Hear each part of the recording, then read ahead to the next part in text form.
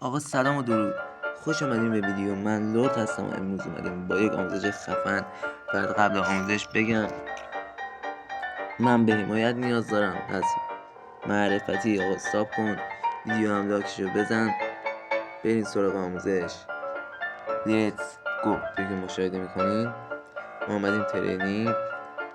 آقا برای بک جام باید این کنار سطحتون باشه که اگه نیست باید برین تو قسمت ستینگ، کنترل و این گزینه رو آن میکنید. حالا برای بک جامپ وقتی شما حرکت میکنید اینو که میگیری آقا میپری مش میزنی. نگاه از اول بذار بزنم. آقا اول اینو میگیری، درسته؟ اینو که گرفتی میپری.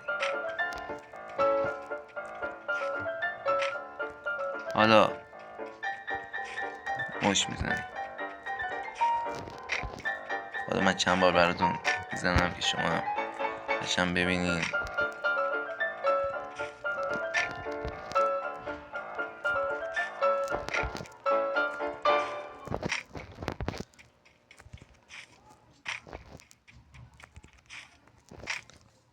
مشاهده میکنین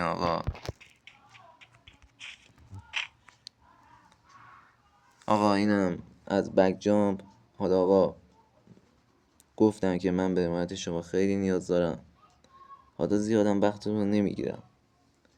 فقط آقا تو کامنت ها بگین ویدیو بعدی درباره چی باشه. حتما ویدیو بعدی وقتش بیشتر خواهد بود. آره دیگه آقا. فقط آقا یادتون نره ساب کنید دیگه، کامنت بذارید، لایکم بکوبید دیگه. آقا تا ویدیو بعدی، بدرود.